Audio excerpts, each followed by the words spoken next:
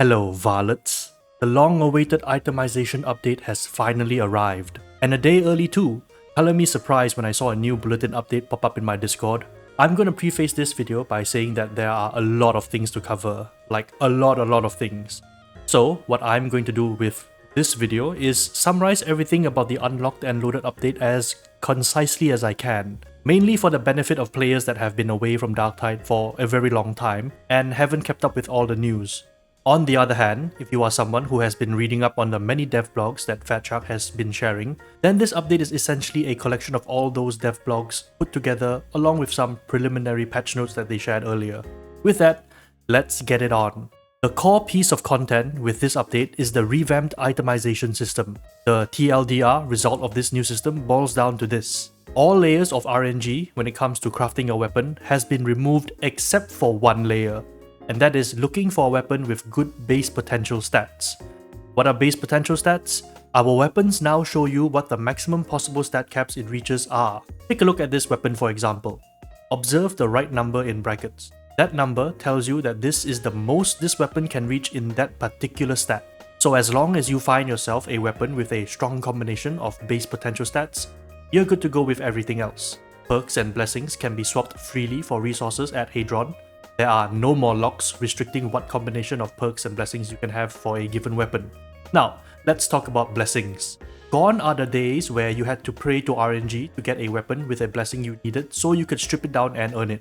Now, we have a new mastery system found in your character loadout screen. The short of it is that as you play with a weapon, you'll earn EXP through your missions, which can be used to unlock blessing points. Blessing points can be allocated into a weapon's blessing pool, unlocking that particular blessing at Hadrons, which will allow you to apply it. This new system means that just by playing the game and investing some time, you can and will unlock every single tier of blessing the weapon will have. No need to waste millions of resources trying to fruitlessly roll for Power Cycler anymore. Perks are also unlocked in a similar fashion. As you gain more EXP and level up your weapon's mastery track, you'll eventually be able to unlock Tier 3 and Tier 4 perks for that weapon, allowing you to refine Tier 3 and Tier 4 perks at Hadron as well. Now, if you don't want to grind for EXP for a particular weapon because you just don't like to use it, you may use the sacrifice system to burn a weapon at Hadrons to give your weapon of choice some EXP. If you sacrifice a weapon of the same type as the one you are leveling up, you'll gain more EXP from burning it. This allows you to play the game with the weapons you love without having to force yourself to grind weapons you don't like. I personally love this addition because it gives players choice and is an option that respects the time they have invested prior. Oh, in addition to that, you can now also break down weapons for materials now. Purple weapons will give you plasteel and orange weapons will give you both plasteel and diamantine. This should help us out a lot with our resource problems. The final piece of the itemization update is the ability to switch between any of our weapons' marks. Previously, if you wanted to get a good Rashad combat axe, you had to invest time and resources as well as suffer RNG to get a good roll. However, if you wanted to get a good Antax combat axe, you'd have to suffer through the grind again. With this new system, however, you can convert one weapon mark into another for free. It will inherit its base stats and potential, its blessings, and its perks, and you can do this from the weapon itself. This means that as long as you have one good weapon from that family, a Rashad combat axe in this example, that has good stats, you'll essentially have good stats for the rest of the marks. Now, if a weapon has different stats like finesse on one mark but has cleave on another, the stat type will change to the appropriate one for the corresponding weapon, but the value will remain the same. This just means you should strive to get a decent base stat potential to afford you the most flexibility with that weapon when it comes to switching marks. Okay, that was very basically what the new itemization update does for us. It removes all but one layer of RNG, gives us total freedom to customize, and even shortens our grind too. Hopefully that was understandable enough given how short I made it. In addition to this, we've also gotten some really good quality of life stuff like the ability to bulk select items for selling, for sacrifice, and the ability to favorite a weapon so that we don't accidentally sell it off. This update also brings with it a new map and mission type, Rolling Steel. This is the first of a new mission type called Operations, which are shorter and much more cinematic. In Rolling Steel, we need to stop a moving train that has been hijacked by cultists, and it's a race against the clock to stop the train or we'll fail the mission. I've only played a couple of games, but man is it really high octane and there's a lot of fun. I suggest you prepare yourself for an intense fight from the start. We also have the new Party Finder feature, which allows us to customize how we form a party according to a bunch of different tags and filters. There is a new in-game event, Unrelenting Hordes, where we need to collect a bunch of grimoires or scriptures for resources. Following the itemization update, we've also got new penances and new rewards to achieve from completing them too.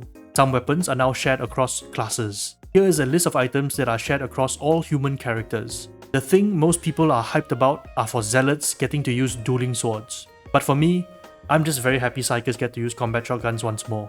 Now, let's talk a little bit about weapon changes. There are a lot of numbers and a lot of testing needs to be done for everything listed in the patch notes. So for now, I'm just going to tell you the core bits that are interesting. Keep in mind, I'm skipping a lot here, so if you want to see what weapons had what specific change, I'd recommend you go read the notes yourself. Thunder Hammers got a much needed buff to their offensive capability. They do more damage, have more reach, they self-stun for less time now, and the special Thunderclap attack now hits harder, making it much easier to one-shot carapace enemies to the face. Specifically for the Crucis Thunder Hammer, whenever you activate its special ability, your next heavy attack is an overhead attack, making it a whole lot easier to land hit shots with the blow. Bolt guns and the bolt pistol got a huge quality of life change that sees their sway intensity reduced. This should reduce those janky ADS animations where the sights bounce all over the place trying to correct itself when you are aiming for an enemy's head. Both these weapons also now deal more damage to carapace and infested armor types. The Rashad and Antax Combat Axe got a buff to its Maniac damage modifier, while the Acklys got a boost to its carapace as well as Maniac armor buffs. The Hacker Sword-Off Shotgun had its aim direction bug where it would jerk your aim whenever you swapped weapons fixed. This is a really nice fix because it was giving me such a headache trying to use this weapon on Veteran where you were swapping between range and melee weapon all the time. I felt kind of sick by the end of it. Our blessings have also been updated to have all 4 tiers. Blessings, which previously were only available in 1 or 2 tiers, like Power Cycler, have been expanded upon to be available for all 4 tiers. On top of this blessing expansion, many of our weapons now have new blessings available, either from an existing pool or entirely brand spanking new.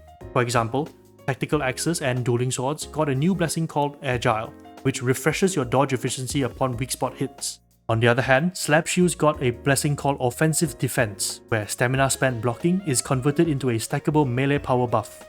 There are a bunch of new blessings available on so many weapons now. Some of them are alright, but some of them sound really good and I can't wait to test them all out.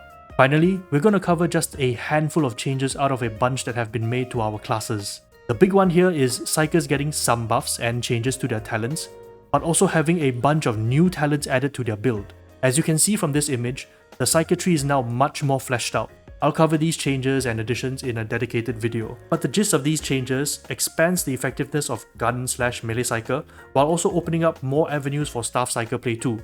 It's an overall power boost to the Psyker's various playstyles. The other classes also got some changes here and there, but the biggest one is probably Invocation of Death for Zealots. It was changed from a 1.5 second cooldown reduction on melee crits to now plus 200% cooldown regeneration for 4 seconds on melee critical strikes.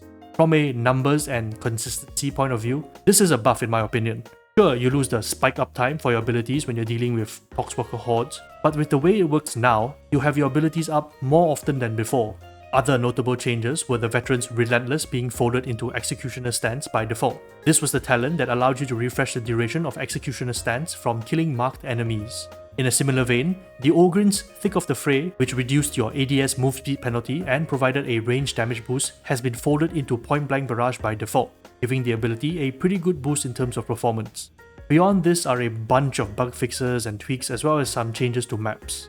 But with that, we've covered the 4 different patch notes that make up the unlocked and loaded update. I've skimmed a lot of notes here to try and summarize what this update is about, and there's a lot to go over and tons of testing work to be done. I'll attach the links to the patch notes in the description below so you may read it at your own leisure. I've played a handful of games so far since this update dropped, and my initial impression of it is that I feel liberated and free to play as I wish. It's a very similar feeling I got when I played Helldivers 2 with the new update that buffed everything, which is a good thing to me. Now, if you excuse me, I'm about to get very busy, there is much work to be done and I can't wait to start documenting everything. I'll see you in the next one, Varlets.